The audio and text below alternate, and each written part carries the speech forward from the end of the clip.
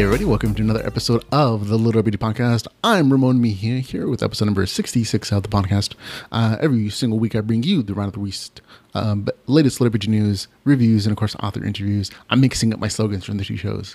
I'm here to bring you the latest LitRPG news, reviews, and author interviews. The other one is different, that other podcast that I do. But this week I have 7 new LitRPG reviews for you, including Shaman's Revenge, Way the Shaman Book 6. It's out. I liked it. Also, reviewing Earth's Gambit. That's the game, book 2. Also, Fistin the Furious, Caverns and Creature short story. After that, it'll be Epsilon Shadowgate, a LitRPG novel. And then The Kingdom Stone. Then, additionally, Unlikely Heroes. And finally, Accidental Thief, a LitRPG accidental travel adventure. So, there we go. 7 new LitRPG reviews for this week. But of course, we begin our show, though, with LitRPG news.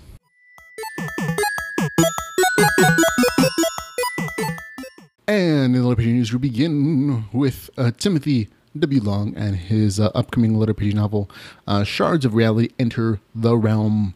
That novel has been slated on our upcoming LitRPG list for months, I think since June. It was supposed to come out on August 22nd of this month, which is only a few days ago. But when it didn't appear, I went back to look at it, and the entire page is gone for the novel, and I got really curious about it. So I shot the author an email, a message on Facebook rather, for an update on the novel, and it took a while to get back to me. But he says that he pulled it off because the novel just isn't ready. He kind of got behind. It's been delayed a few weeks. He says the beta readers enjoy it, but he's taking extra time to make the novel just right, I guess. So hopefully it'll be back up when he's ready, but I don't expect it for a couple of weeks. He said hopefully end of month, but I'm expecting sometime in September. So there you go. Okay. Also new in the LitRPG store. These next couple ones are just things that popped up. I'm not reviewing them because they're omnibuses. Kingdom Levels 1 through 3, which is a collection of Kingdom 1, 2, and 3, is out as an omnibus, written by Adam Drake. I won't be reviewing it because I've already reviewed them individually. They're all full stories. It is $6.99 on Amazon currently. It is also on Kindle Unlimited. So I would recommend, if you have Kindle Unlimited and you don't have anything else to read, this isn't bad. Not a bad choice. But I don't think it's worth a $6.99 price tag personally. Also, Four Heroes of Other Worlds is another collection of RPG stories. It's a combo pack from 4 full novels from 3 different authors. It is not a really bad deal. It's over 1,000 pages worth of material for $3.99, a much better deal in my opinion. Or it's available on Kindle Unlimited. So lots of reading time potential here. I will let you know the authors, the actual stories that are in their author's name and the reviews that we gave them. Tinker Tailor Giant Dwarf by Greg Corlock is one of the stories in there. We gave it a score of 6 out of 10. Also, Goblin Shadow by Kyle Voss got a score of 7 out of 10 from us. Also, The Scout of Artemis, also by Greg Corlock, got a score of 6 out of 10. And The Monster Spawn by Decker Davis got a score of 6 out of 10 from the LitRPG podcast. So 4 very relatively, large novels put together, about over 1,000 pages. Again, $3.99 or on Kindle Unlimited for that price tag. Not bad, not a bad deal, to be honest. I am sort of curious about how they're doing their revenue sharing.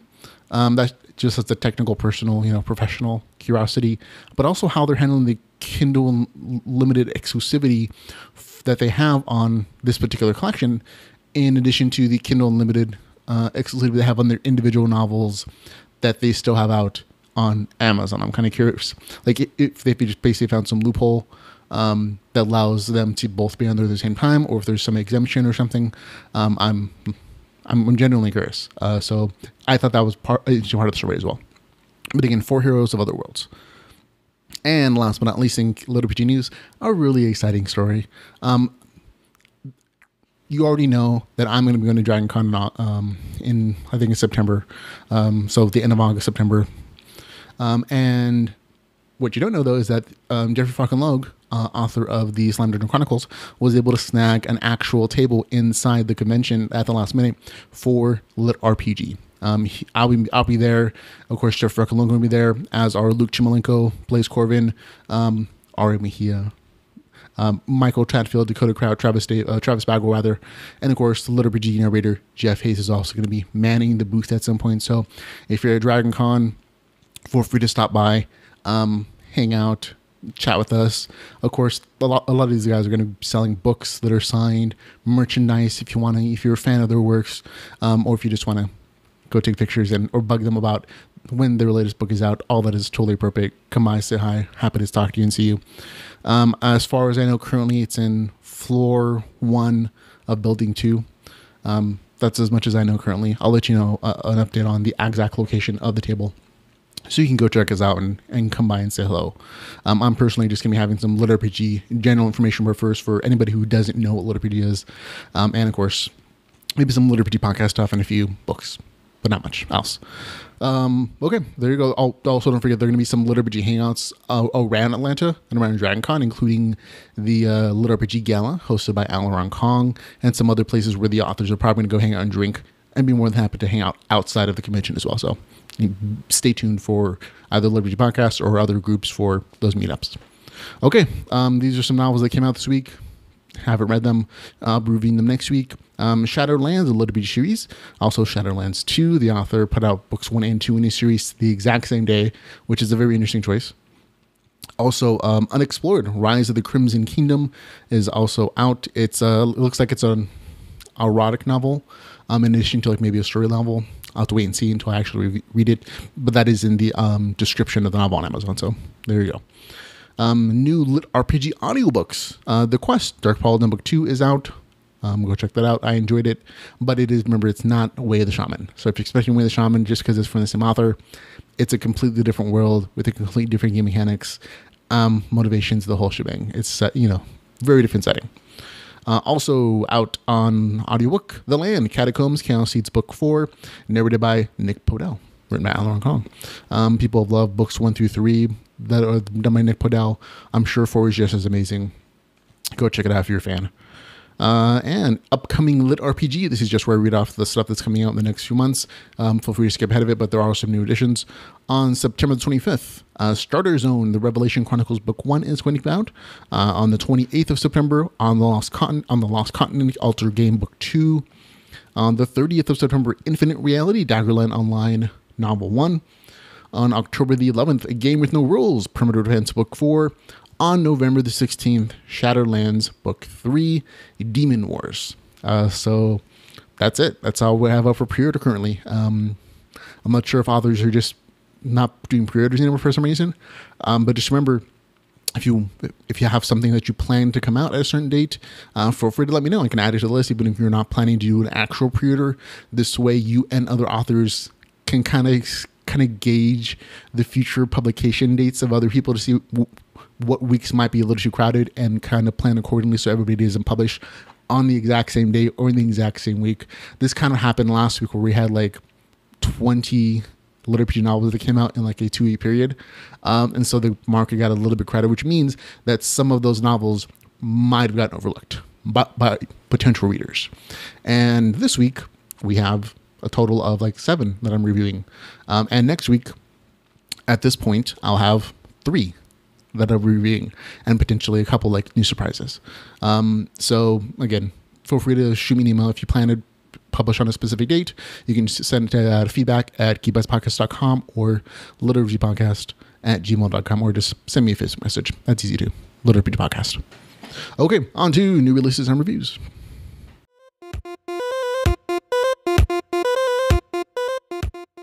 And in new releases and reviews, we're going to begin with Shaman's Revenge, written by Vasily Mahenko. It's Way the Shaman book number 6. 348 pages, $5.99, not available on Kindle Unlimited. Full disclosure, I got an advance copy of the novel for review, like 2 days in advance. I also got a gift copy from Vasily. He was like, hey, thanks for reviewing our stuff. Here's a novel a day before it's out. I did, though, purchase it when it came out. That's just... I enjoyed it. Give the author some money. That's what I do. Okay. If you're in this far in this series, you're kind of already familiar with what's happening in the novel, so I'm not going to recap everything. At the end of the last book 5, there's a huge cliffhanger. I'm not going to spoil it for anybody, but some some stuff happened, and it kind of shifted the way the novel goes. So in this review, if you haven't read up to book 5 already, there's probably some spoilers for you, just like a few tiny bits. I'm going to try my best not to do too much, but you might want to skip it if you haven't read up until the entire thing. Okay, the beginning of this novel begins with Mahan waking up in reality. Remember, at the end of book 5, his debt to society and the jail system has been paid off because of the betrayal of, Anastasia and her family. And so he wakes up in the real world. He's being pulled out of his capsule. He has to go through mandatory VR addiction rehab. As part of his release program from prison, he has a bunch of swirling emotions he has to deal with. He has bouts of delusion where he feels like he's in the game still, even though he's actually in reality. And they're almost like flashbacks. And it's a very interesting way to describe virtual reality addiction. I thought that was kind of neat. Once he's free from rehab, Mahan plots his revenge and is recruited by a mysterious figure who also wants the downfall of the Phoenix Clan. So there are some outside influences in the world that are also helping Mahan get his revenge, which is why the novel is titled Shaman's Revenge. So there you go. So if you are fuming after the book 5 because of that plot twist, book 6 might make you feel a little bit better. There is a short story in the series that tells the events of the end of book 5 from Anastasia's point of view and why she does it, and it kind of gives you a new spin in it. But not everybody wanted to pay $4 for a short story, and so this novel actually does also talk about those same events, but again, it's from Mahan's point of view, and it's gradually released to him. That same information is released to him, and he also comes to his own conclusions based upon his own reasoning, and especially towards the end of the novel, which I won't spoil, but you'll probably feel better after reading this one if you just skip that short story. The novel for me can be broken into 4 particular themes or arcs. 1, Mahan dealing with the fallout from the events of book 5, both in real life consequences and the in-game ones. Remember, at the end of book 5, Anastasia essentially sold off all the assets from the guild, and she tried to destroy the guild entirely, and which is what Mahan used to pay his debt off. But there are consequences for that for Mahan when he returns to the game eventually. But there are also consequences for him in real life. 2, the cleanup of several storylines and quests from the series. So remember that this series is ending. There's only 7 books in the series. It's already been finished in Russia for a very long time. And so there's nothing new coming for The Way of the Shaman as far as I'm aware of. And there might be some different perspective novels later on. But for now, this is it. And so you can tell that the author is cleaning up all those little loose quests that are out there in the story. And that's part of what this is. 3, the shaman and the mysterious figure plotting to bring down the Phoenix Clan. Now, this is kind of the big overarching theme, revenge. I mean, it's in the title. And so a lot of this is plotting how to get the best revenge, implementing it, Mahan maybe having second thoughts here and there, but going forward with it, things like that. 4, and I think this is the most interesting portion, Mahan figuring out how he feels about Anastasia / Stacy. That is also, and I think that's the most interesting theme in this particular novel because it is very real to me. Love is messy. I mean, love is never as easy as oh, I love you, you love me, we're together forever, happily ever after. That's not real. And emotionally, this is more complex than all the other novels put together, because at sometimes he hates Anastasia and he wants to see her destroyed, and he at some points he imagines very terrible things happening to her, and it reflects in his crafting. And at other points he remembers the things he loves about her, and that the bad thing that happened at the end of book 5 doesn't necessarily negate the good things that happened between the two people. And there are hints, of course, if you read the short story, you understand how more complicated this is. But it's an emotional journey for Mahan in that respect. And I like the fact that it wasn't simple and easy, and that there were conflicting viewpoints sometimes from both Anastasia and from Mahan in the way that they dealt with each other. And that was interesting. But I have to say, at the end, it's better resolved. And I like the resolution at the end. I mean, it's not completely resolved. There's a whole another book coming, book 7, that'll probably flesh out the rest of it. But, I'm pretty satisfied as far as the emotional impact of all these little these threads and their actual resolution by the end of the novel. Like I said, plenty of other great stuff in the novel. There are places in this story that feel rushed, and part of that is explained by in-story events, and other, as I was explaining, the fact that this is the ending of the series. There's this book, and then there's book 7. And so if you didn't like the pacing for book 5, like you felt it was too rushed because there was a bunch of cleanup, and it feels like the author's trying to get somewhere and he's pushing the main character a little bit to do so, that is also going to be reflected here in this story, and also probably in book 7, because the author is very detailed oriented, and he wants to fully complete the entire series, and which means cutting off all the loose threads and finishing up all the quests that may have been kind of forgotten about by a lot of the story. But again, there's still overall had a good time reading it. The pace is quick, regular action, and the end is still surprising, but in a very satisfying way. So I enjoyed it. Maybe a tiny cliffhanger emotionally at the end, but the rest of those other points, 1 through 3, completely resolved. So there you go. For me, score 7 out of 10. Okay, on to the next story, Earth's Gambit, the game, book 2, written by Cosmoya. A favorite of mine. I anytime anybody asks for a good sci-fi recommendation for a LitRPG novel, it always goes to the game. That's like the very first thing that I talk about. There are also other recommendations, but this is definitely always one of the first ones. And so the fact that book 2 came out, I was super excited. I grabbed it immediately and I started reading it last week, and then remembered, I have other things to review first. And so I was happy to finally finish it this past weekend. And it was very enjoyable for me. It is 412 pages, $3.99, not available in Kindle Unlimited, as the last one wasn't as well. For similar reasons, they're published other places, including online. I'll read you the author description of book 2. The Earth has changed. War is now fought in an alien virtual reality, the game, where many of the players are anything but human. Now part of the Black Rose Guild, Alan heads to the academy to level up and get stronger. He hopes to make allies and learn skills to win the battles to come. But with everyone pursuing their own agendas, what can one gamer do in a universe he still doesn't fully understand? So there you go. Nice and short. At the beginning of this book, the author is very nice and generous to have a nice summary of the events that happened in book 1. And so if you don't have to necessarily reread book 1 to remember, all the stuff that happened. The author does a nice recap to help you recall what is occurring and where we are currently in the novel. Once the recap is finished, the author jumps right into the story, picking up where the end of book 1 ended, having Alan having joined the Black Rose Guild.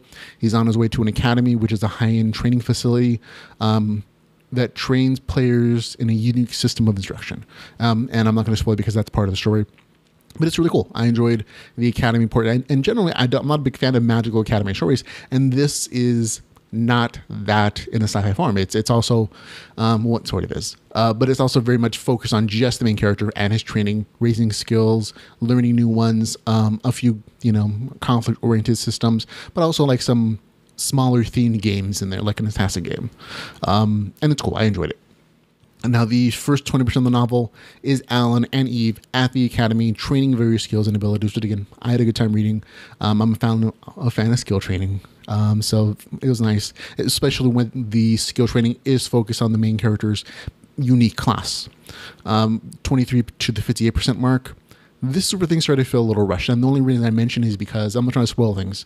It's just that this might feel awkward for some people, and I tell you, push through it. It gets better. It gets a lot better, actually, for me anyways. But don't get stuck here. If it feels a little awkward, it's okay. I think this is just the place where the author kind of got stuck in the story and had a harder time figuring out how to transition between the academy story and the Earth battle system, which is what happens later on in the story. And so this transition period can feel a little awkward, and that's okay. It just is what it is. Not every story is going to be perfect. But this is probably the least, it's a small thing. But again, some great training here as well. One of the cool things that is in this section that I thought was really well done is that the main character learns how to hack, but it is described like it is like a real-time strategy game where you're building units, but it's all in the main character's mind, which I thought was a really cool way of like looking at hacking. So cool there. Now there are a little bit of slight spoilers here ahead, so skip ahead if you want to. But at the 58% mark of the story, Alan is forced to choose sides between the war on Earth between the United World Government and the Legion of Man. Now, this battle has been talked about in Book 1 plenty of times, so these players aren't new. However, this is where the story shifts at the 58% mark, where Alan goes back to Earth, and the story, shifts focus. He uses his new hacking skills to try to help whatever side he chooses win. I'm not going to tell you which side he chose. That's for you to read. There's some really good action scenes here in this last half of the novel, and I was happy to say that it didn't end predictably.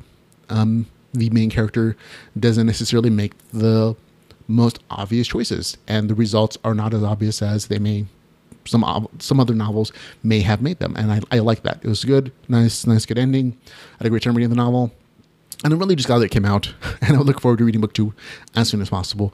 For me, it gets a score of 8 out of 10. So there you go. Oh, and don't forget, if you want to read like the next samples of book 3, which the author is currently working on, you can go visit his website at the Game 3 at the THEGAM3.com. Just look for the table of contents, and he'll have everything there. Okay, on to Robert Bevan and Fistin the Furious, a Caverns and Creatures short story. Now, at the time of pulling this information from Amazon, there is no page number. I'd estimate it's about 50 to 60 pages. It is 99 cents, not available on Kindle Unlimited. And the author's description is as follows. You never know another person until you walked a mile in their shoes, or at least funneled their junk. Tim and the CC gang find themselves elbow deep in a bad situation. Will they have what it takes to pull themselves out? There we go. That's it. Short and sweet. Basically, in this, again, it's hard to talk about a short story like this without spoiling everything. It's just too short. But our favorite group of inappropriate friends has been hired to help some lady deal with her brothers. And by deal with, I mean murder, or at least dispose of the bodies. At least that's the way it seems at the beginning. Only when the group gets there, they find an incredibly inbred family that intends to do some Freaky Friday stuff to them. So there you go. This one didn't quite hit my funny bone the same way that some of the other ones did, and that's going to happen occasionally. Next month they're going to have another short story in the series, so there's more coming. But again, this is very potty humor centric, lots of cursing in here, and it's short. For me, it was fine. It didn't quite hit good for me, which is going to be a 7 out of 10. For me, it was just like slightly less than that, so a 6 out of 10. Still enjoyable, but just not to that level that some of the other stories have been. So that's it. Okay, on to Epsilon Shadowgate, a LitRPG novel written by Ian Woodhead. This is 160 pages, $3.99. It is available on Kindle Unlimited. I actually think that page count that Amazon gives 160 pages is slightly incorrect. I feel like it should be closer to 200 or so, maybe a little more than that. But I will read you, that's way too long. I'll read you my description of the novel. Aliens invade Earth and force everyone into a virtual reality game to determine Earth's future. In the far future, a young man who lives at home spends his time in a virtual reality gaming system. One day, aliens show up in the sky, and while everyone is concerned about their sudden appearance, they don't seem to be doing anything at first. They're just sitting there. So the main character, of course, continues to play his full immersion virtual reality game. Then one day soon after, the whole population of Earth is killed, and their minds are forced into a virtual reality game so that the aliens can take over Earth. And the rest of the story, essentially, the main character and his hacker friend beating a bunch of levels to try to save the Earth and win the game of an indeterminate amount of levels. And again, that's essentially the core of the story. The premise is a bit of a stretch, but the core idea to me wasn't bad. Like, I like the idea of aliens invade, and it's a imposed RPG system on the world. That's not quite what happens here, unfortunately. The execution of this particular novel is a little boring, and it's kind of blah for me. And I'll explain why in a minute. The bigger issue I have with the novel is the fact that there are RPG mechanics at the very beginning of the novel, whether it's in the normal game the main character plays before the aliens hit, and also in like the first few levels of like the alien version of a VR game. So there is RPG stuff there. So if early on the story, RPG stuff. But as the novel continues, it just kind of disappears, and it becomes more of a VR simulation portion of it. And basically, even after that point, all game mechanics entirely are almost lost. And so for me, even though it's that portion of the game mechanics stuff just didn't work for me at all. And additionally, the progress of the story is also sort of broken in that the main character throughout the entire novel almost does nothing to advance the story. And so he's a very passive character in that everything that changes is implemented by someone else, whether it's his hacker friend who, weirdly enough, moments after being sucked into this game, knows how to hack their system without any explanation. And he's constantly pulling the main character forward, giving him new powers and abilities, weaponizing him, whatever the case is. But it's never the main character who's ever doing much of anything. I mean, he does stuff like he walks to places and he finishes some quests and stuff, but all the major plot advances just not done by the main character. So that to me also kind of broke the story. And for me, just an overall unsatisfying read. Score 4 out of 10. There you go. Okay, on to The Kingdom Stone, a LitRPG series written by Elliot Burns. This is 547 pages, $2.99. It is available on Kindle Unlimited. This is actually a longer version of a previously published short story on Amazon called The Forgotten Throne. I remember reviewing it. When I was reading this, I was like, I feel like I've read this before. And I had to look up in the LitRPG database on, Geek Bytes Podcast, the thing I maintain, to try to look for it. And I found it, The Forgotten Throne by the same author. And it's basically that short story expanded into a full novel. And I think this is my hypothesis because I remember at the end of that short series, the author saying this is going to be a LitRPG serial, and only nothing else in the serial was ever published. And so I figured the author just basically decided maybe serials aren't the way to go, and he put that first collection into an actual full-fledged novel. And this is what we have here. Okay, the first 18% of the novel is that short story. So if you've read that short story, the first almost 20% of it is the same. The main character, Jack Halberd, has a dying uncle who disappeared for 40 years. He puts on his bracelet. The main character puts on his uncle's old bracelet while he's visiting him, and he's transported to a medieval fantasy world. There, he eventually finds a castle that calls him Lord Halbert, and suddenly has magical game powers that he's supposed to use to build a kingdom and defeat the evil bad guy. That's essentially the premise of the story. Now, again, the original novel, the original short story, got a bad review from me because it was basically so short that the RPG mechanics only showed up like the last couple percentage points of the novel, and the rest of it was either just set up in the world or straightforward portal fiction fantasy. And this novel, thankfully, has addressed that concern because that short story wasn't bad. It was just the RPG mechanics were just like such a tiny percentage of the actual novel that they didn't really mean anything. And so here, that is fully addressed. There's a lot more expansion of those game mechanics, much more explanation. But again, it kind of suffers from, later on, the same kind of issues. And I'll get to that in a minute.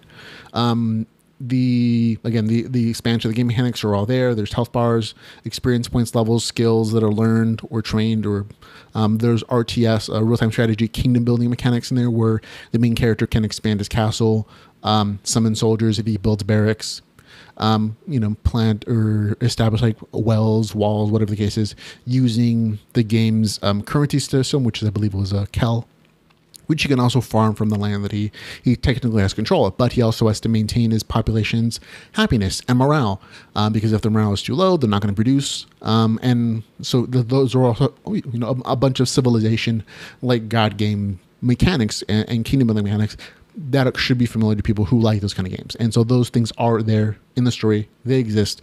Totally LitRPG story. So no question about that this time around. However, there are some issues with the story that definitely brought it down for me. The story presents the main character with an abundance of problems and challenges that he has to face, including, super evil bad guy. A class of peasants he has to win over. Again, we talked about that already a little bit. The need to find resources to build up his castle. Other lords that want to take over his lands. This is a little spoilery, so just be aware. A massive inherited debt. Mysteries about his companions that he's forced to trust from the land. And how to raise an army to fight the big bad guy. The big bad evil guy. And there's plenty of more challenges, that he has to face. Now, what the issue is that not all those are resolved. As a matter of fact, very few of those problems are resolved in the story. The issue with the inherited debt is nicely resolved towards the end of the novel, as is part of raising capital that is sort of resolved in a way towards the novel, but most of the other problems are just like, here's some stuff to deal with main character, and it never gets dealt with. And so there's very little resolution of a lot of the plot lines in the story, which makes it seem very unsatisfying by the time you end. And a lot of this feels like filler, or a lot of setup for what may be coming down the line in books 2 or 3 or whatever the case is. And to me, that just felt unsatisfying. Now, the other big issue I have with the novel is the fact that in the first half of the novel, there's a really good setup of game mechanics. However, after that 50% mark, they mostly disappear. And this is reflected in other reviews in the novel as well.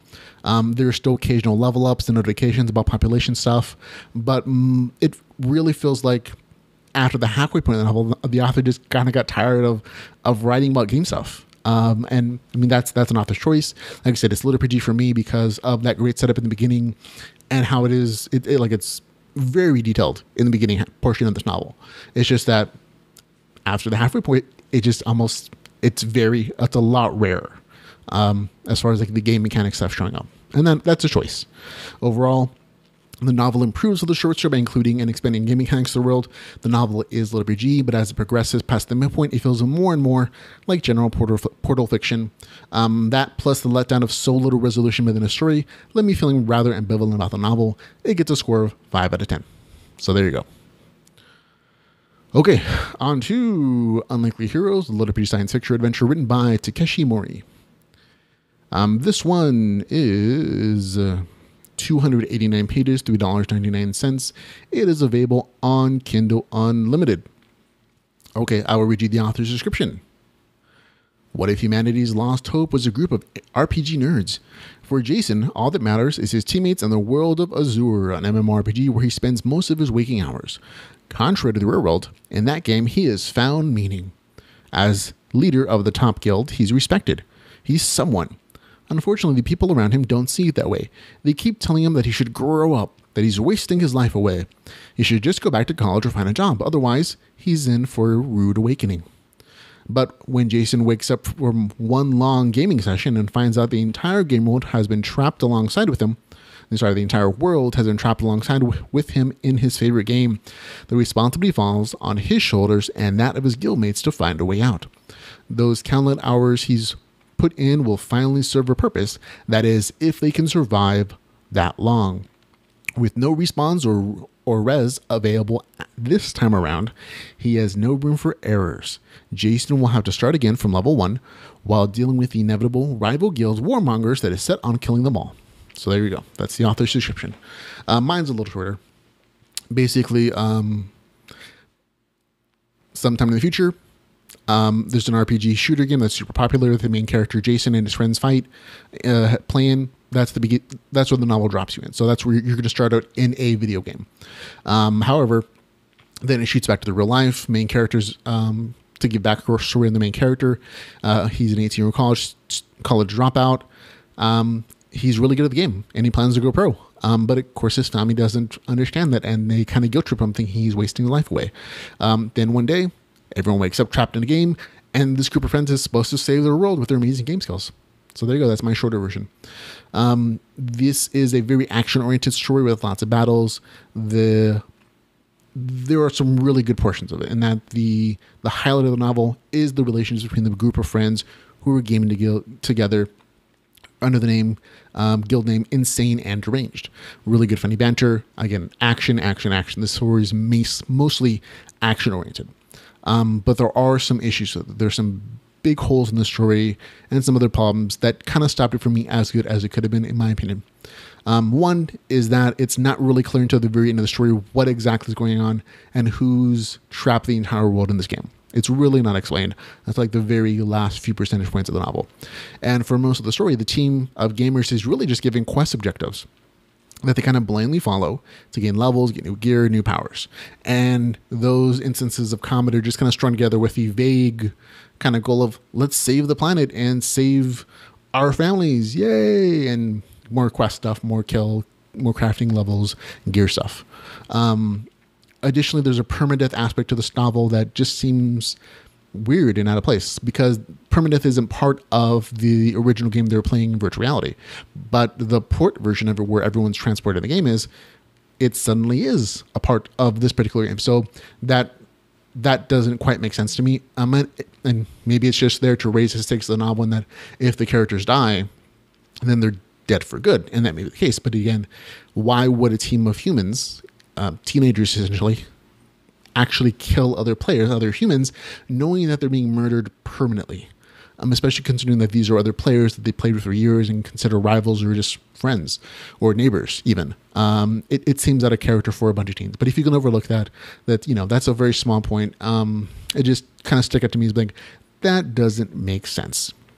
Now, a bigger issue, for me at least, is that a significant point of the dialogue of the novel is in gamer speak. And for longtime gamers, this is not even an issue, but I'll give you an example of what the gamer speak sounds like, and it may detract from the novel for you. This is one little section. CC a DPS, pick a guild. Indie, then PT, then me. Damage mitigate people, Junkie ordered.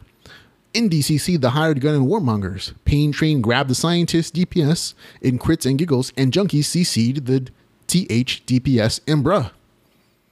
There you go. That's an actual, real, just 2 little paragraphs from the novel. And there's a lot of that in the story. And so if that kind of dialogue doesn't make sense to you, there's a glossary at the end that kind of explains some game terms. But for people who are newer to this kind of system, it's going to be an issue. But if you're a longtime gamer and you understand what CC means, DPS, damage mitigating, all those gamer terms, this is probably going to be fine, but it is going to be an issue for some people.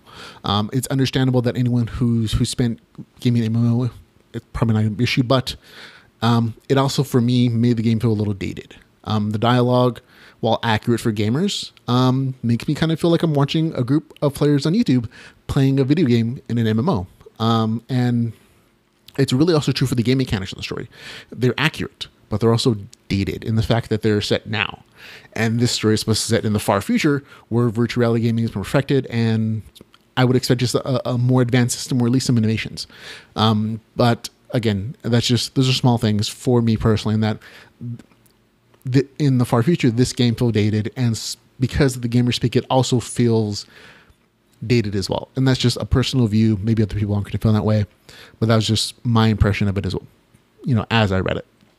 There were some of the things that I liked in there. There's some crafting, there's some character building, but again, most of the story is very action oriented, with action scene after action scene, with some vague plot lines in between.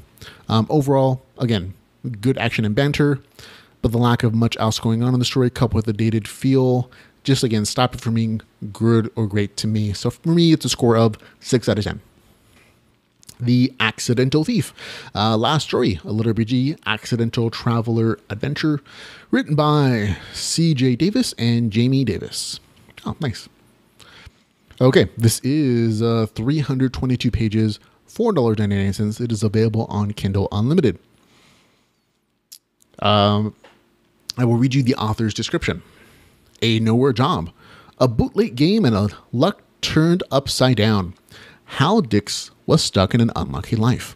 His wife's a successful engineering executive, while his IT desk job led nowhere. Even his daughter's daycare teacher thought he was a loser. He couldn't catch a break. Then a strange woman at a flea market sells Hal a bootleg early release of the highly anticipated Phantasma game. It is just what he wished for, and he can't wait to play it during his long weekend home alone. His luck has finally turned around, right? Hal should be careful what he wishes for. Whisked away into the game world he only wanted to play for a weekend, Hal enters a world desperate for a hero.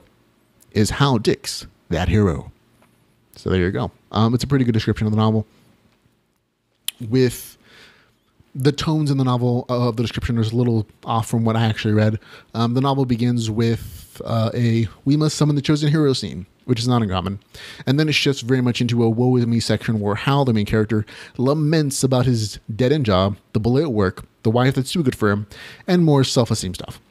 Now, in this particular section, a lot of times authors can take the woe is me section a little too far, in that the main character feels very whiny.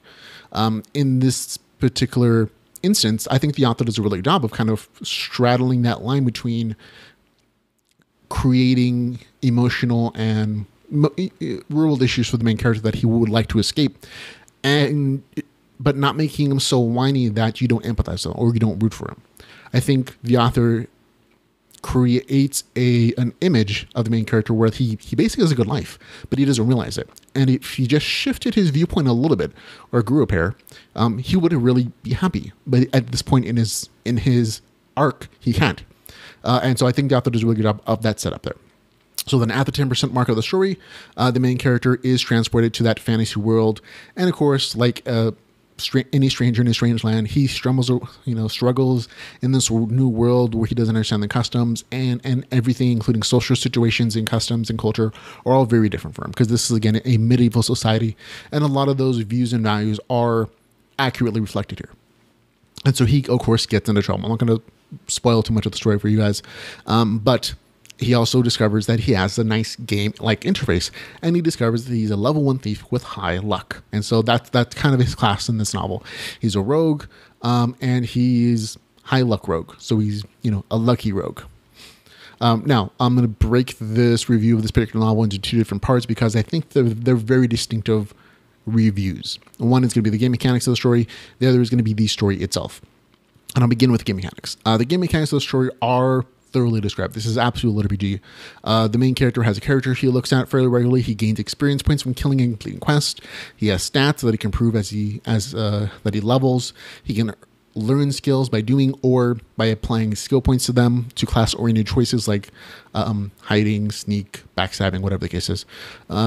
There are notification screens that pop up for the main character for quest notifications or for showing experience gains. And he gets experience points when he completes them. And that's kind of all the game mechanics that there are. They're very centered around the main character. The majority of this explanation about those game mechanics, and they're a little more detailed in the story, is they come from the first 20% of the novel or so.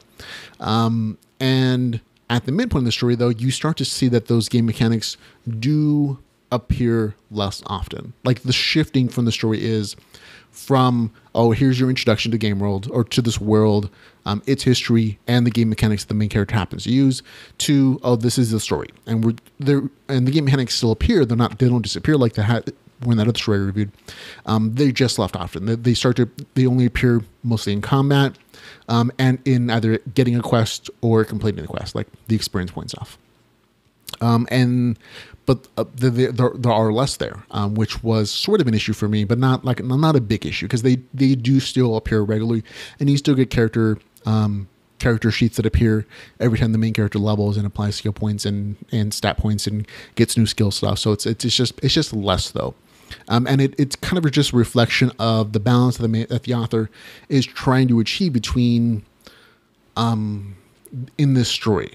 In the same way that the author had a very fine balance in the introduction to the main character between whiny and approachable and lovable.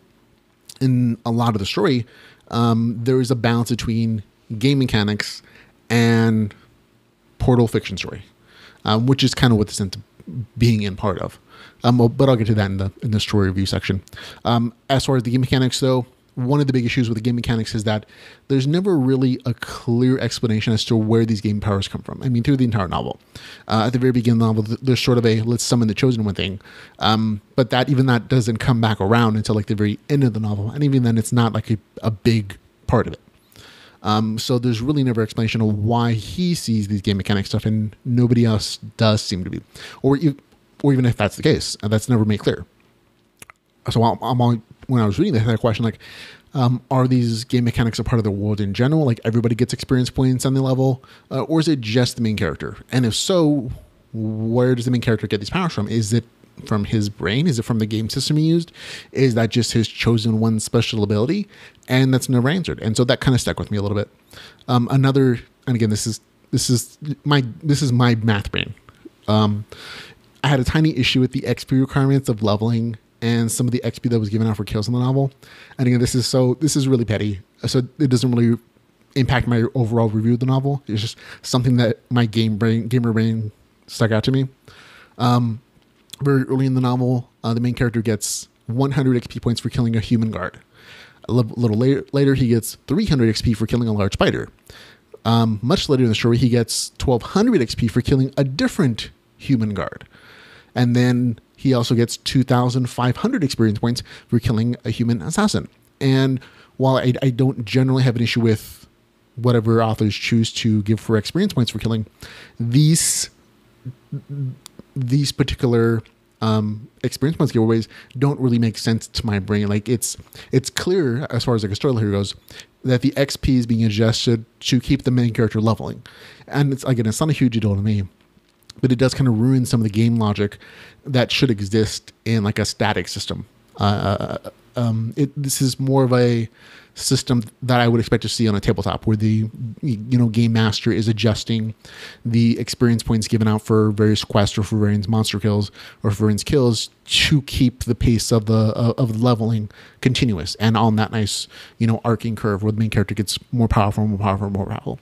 And so I get that, but this is supposed to be like video game mechanics, and so it was just a small thing that stuck out to my brain, and it kind of comes down to the fact that there are no descriptions of differences between those two human guards.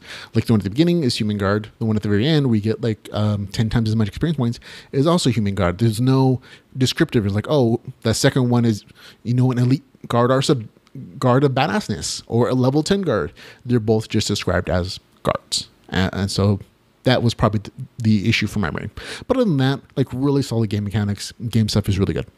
Okay, now story-wise, the first half of the novel has the main character being led around on various tasks of increasing difficulty that reveal the game mechanics that the main character uses to become more powerful. It's really not until the midpoint of the novel that the main character stops being led around and starts to lead. And so this is where his big turn is, where he becomes a leader and not a sheep.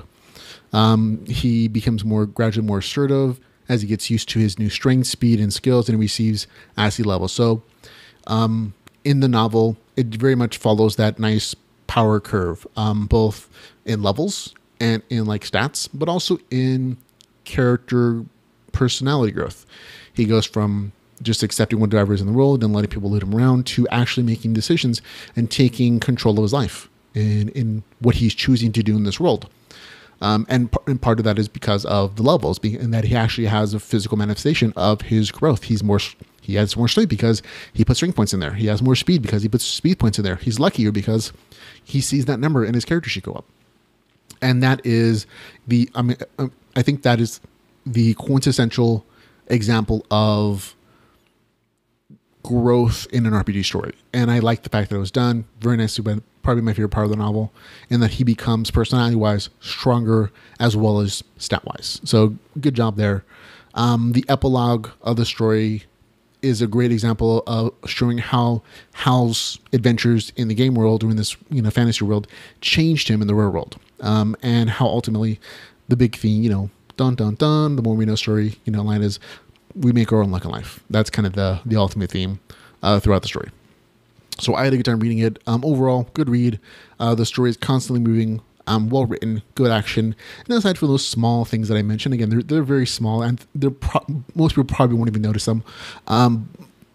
Just my brain does. Really good game mechanics. So score of 7 out of 10. Had a good time. There we go. And that's it. We're done. Finished. Finito. Remember, you can follow us on Facebook, on Twitter, YouTube, and Patreon. There you go. And of course, if you enjoyed the podcast and you want to support us in any way, shape, or form, you can find out all the ways to do so at litrpgpodcast.com/support. And again, thanks for hanging out with me today, ladies and gentlemen. And until we can hang out again, remember to go read some LitRPG. Goodbye, everybody. And hopefully I'll see you next week at DragonCon.